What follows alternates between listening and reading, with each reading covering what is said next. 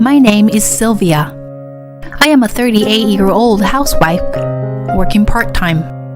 My only daughter, Melody, graduated from college last year and moved out. So now, I live with my 50-year-old husband, Victor.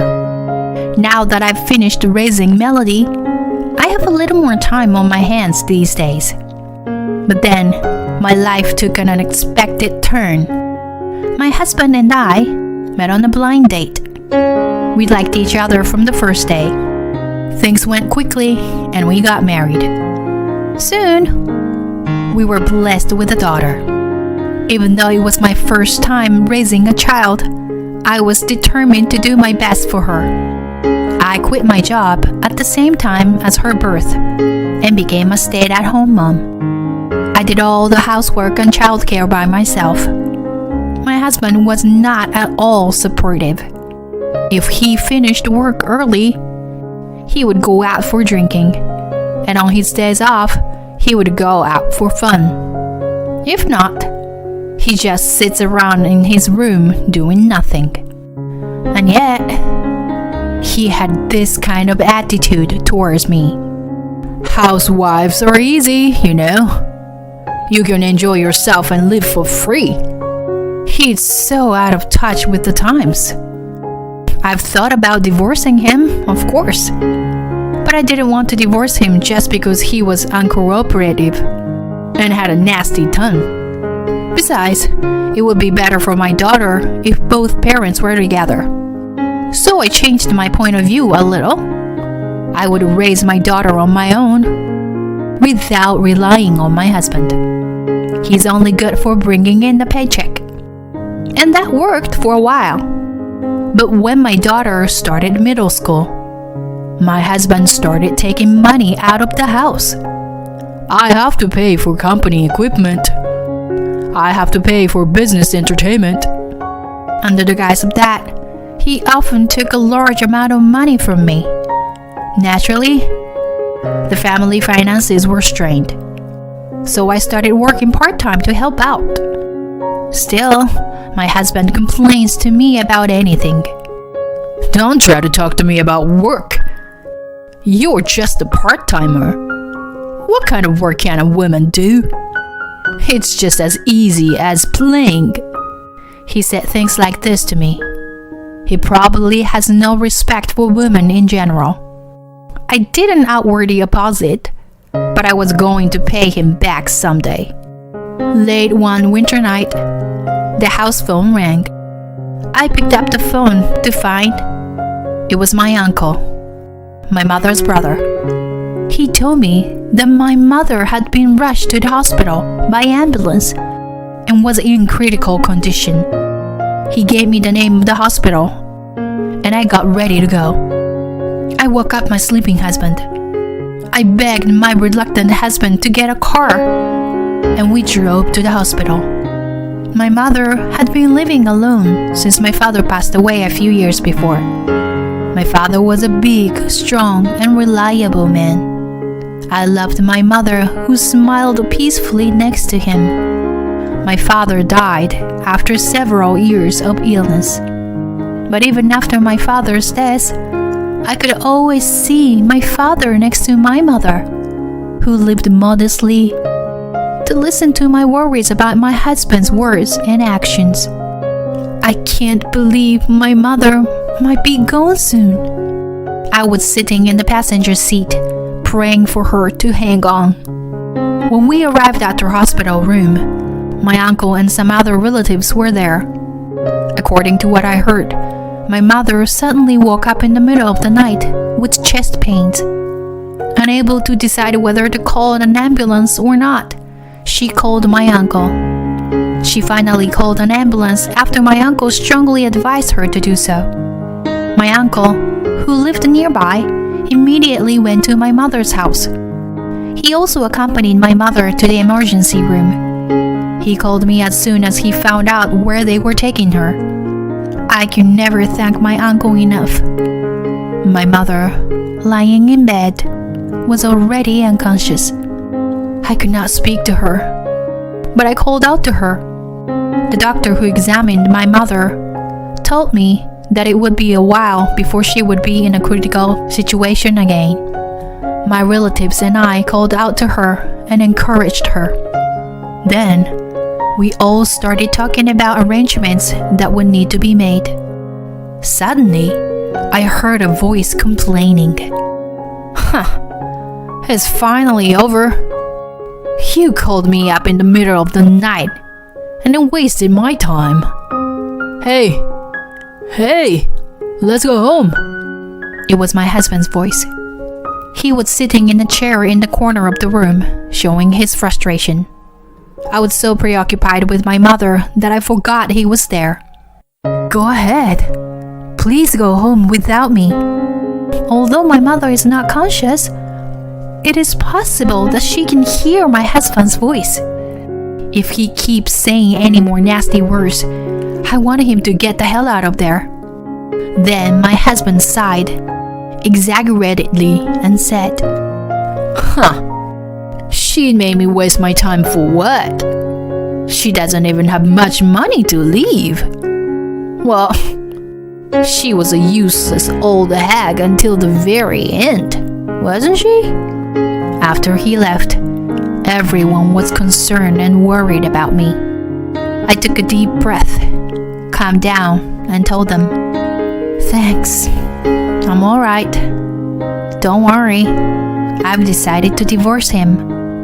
I returned home just as my husband left for work, and I immediately packed a box of clothes for immediate needs. I made a delivery to my uncle's house and left home with my personal belongings. To tell the truth, I had been secretly planning to divorce my husband when he reached retirement age in a few years. But my husband's comment at the hospital made me decide to accelerate the schedule. I can't live under the same roof as a person who insults my mother like that. I took a room at a business hotel for the time being. Then, I contacted the lawyer I had been consulting for some time. That night, I received a call on my cell phone from my husband. Hey, why aren't you home? Your mom's still in the hospital, right? You don't have to take care of her, do you? I mean, the funeral's not even here yet, is it? Why don't you come home and cook dinner? Please leave me alone. I won't come home anymore.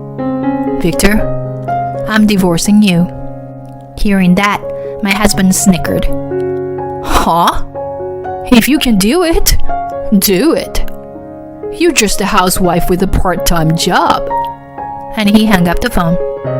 A few days later, however, he called again. He was a completely different man. What is this? What are these divorce papers and alimony demands? His voice was filled with impatience. Contrary to my husband, I was calm. I told you. I said I will divorce you. And the alimony is justified for the mental anguish I've suffered from you. What? What are you talking about? I've been through those horrible things you've ever said to me. I documented in my diary and on my blog. My lawyer said that would be good evidence. What? Evidence? I guess he had no idea that I was working toward a divorce behind his back. Anyway, any further communications about the divorce would have to come through the lawyer. That was all I said and hung up the phone. A short time later, my husband and I finalized the divorce. Our savings of $200,000 will be divided among us. But his share was equal to the amount of alimony for the harassment. So we agreed that I would get all the savings. Of course, my husband did not accept these terms from the beginning. There is no such thing as a wife's share. I earned it. If you take over your useless mother's house, it's mine too. The lawyer calmly explained the situation each time to my husband. If we have to go to mediation or court, it will cost a lot of money. Is that what you want? By hinting about the money, My lawyer silenced my husband. When everything was finally settled, he said, "You took all my money, you bitch." "Are you alright?" The lawyer looked at me with a bitter face and said he was concerned about me. But it didn't hurt me at all. My husband's words sounded like the howl of the loser. Less than 2 months after the divorce was finalized, my mother took her last breath. I served as a chief mourner with the help of my relatives. A short time later, I received a call from my uncle and his wife. They wanted to see me as soon as possible. I was a little nervous and went to the restaurant when we were meeting. Once we seated, my uncle got right down to business. "Actually, I got a call from Victor wanting to borrow money. I knew about your divorce and how it happened. So if I had picked up the phone, I would have immediately yelled at him and hung up. But instead of me, my wife picked up the phone." Yes, I was the one who talked to Victor. I knew what was going on with you and Victor. Also, I had heard about his outburst in the hospital room, you know? So I had no intention of lending him money to begin with. But I was curious about what he had to say. I pretended to be sympathetic and asked him why he didn't have the money, pretending to be fooled. Great job, Auntie. But seriously, why? Why does he need money? I wondered. Sure, I got the couple's savings after the divorce, but my ex-husband has a job, so he should be getting paid all right. And you know, he gambled away his paycheck. Whenever he ran short of money, he would borrow money from consumer credit companies. Eventually, he ran out of money, and the credit companies garnished his salary. And when his boss found out that he was in debt, Victor took early retirement. Whoa, what a mess. But didn't he receive severance pay even though he retired early? Well, what is it? I guess it's called an advance payment system, isn't it? It was added to his salary and bonus a long time ago. Moreover, the severance pay he received in advance was based on the amount he would have received if he worked until retirement. But Victor retired early, so he had to pay the difference when he quit. He couldn't borrow any more money from consumer loans, and he can't find a job. So that was the reason for his financial trouble. I didn't know he was taking advantage of the advance payment plan. I vaguely remember that he stopped showing me his pay stubs at some point. I'm sure that was when he started using that advanced payment system. So, after listening to what he had to say, I said to him, "Oh my gosh, let me talk to my husband about it." And hung up the phone, you know? My aunt laughed like she was entertained. Later, I found out that my ex-husband had called not only my uncle, but also all my relatives and asked them to lend him money. How could any of my relatives lend money to him? Even the people who came to the wake and the farewell ceremony knew about his outburst at the hospital. I have no sympathy for my ex-husband. I guess he ran out of people to turn to. One day, an unknown number called my cell phone. "Hey, it's been a while. How's things?" That was my ex-husband. A voice like I'd never heard when we were married. I got goosebumps from the sound of his sticky voice. "I went to see your mom's house. They're doing construction. Are you going to live in it after the renovation?" "No, I'm renting it out. To tell you the truth, I would have lived there myself. But my ex-husband knew where it was, and I thought it would be dangerous, so I decided not to. I don't even want to give him the whole backstory. Then, where do you live now? I would never tell you. Well, it's a condo with a concierge at the entrance where you can't just walk in. What? A condo?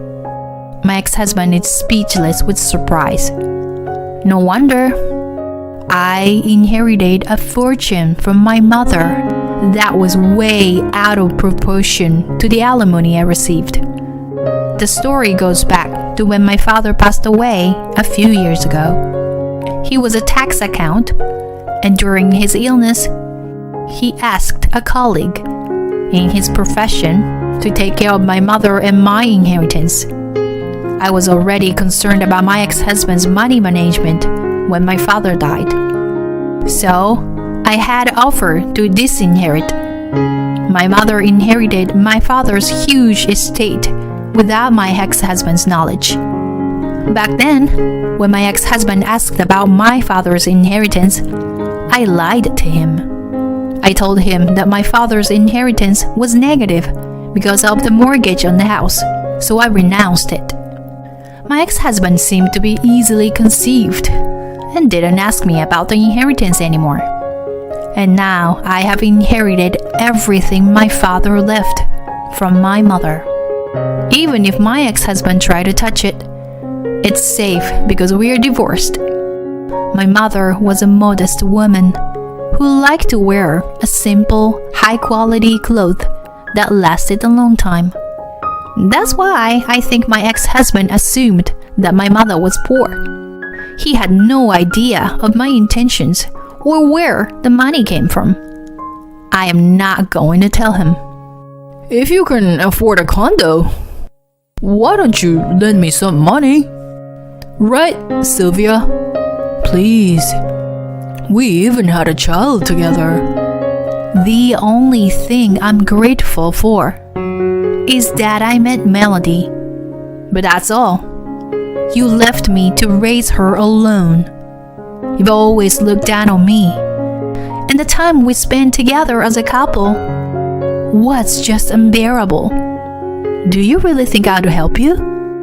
Well, let's let bygones be bygones and get back together again. Absolutely not. Besides, you are a full-time employee, right? You get paid well, right?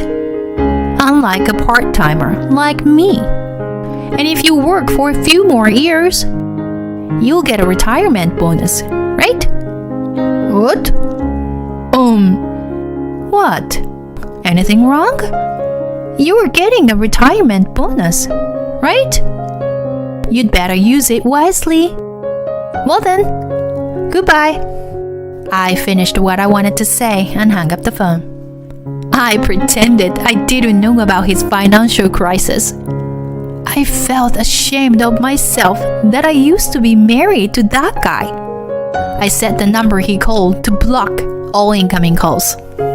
One day, about 6 months later, my daughter Melody came to stay with me. Mom, I love your new place.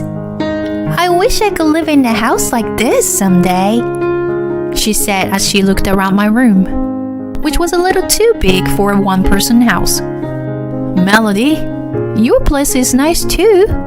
You said you like it, didn't you? That's true, but I can't afford this kind of room with my salary. Well, it's only my first year though. She takes a sip of her after-dinner coffee and smiles wryly. Seeing her smile makes me feel peaceful inside. My ex-husband's rarely mentioned between us. Mom, actually, there is someone I'd like you to meet. Oh, really? You have a boyfriend? What's he like? Well, don't laugh, but he's a tax attorney. What? A tax attorney? Yeah. Can you believe? And there is more. One day, I found a book on his bookshelf, and it was the one Grandpa wrote. I thought it was fate, you know? Whoa, Melody, what a nice coincidence.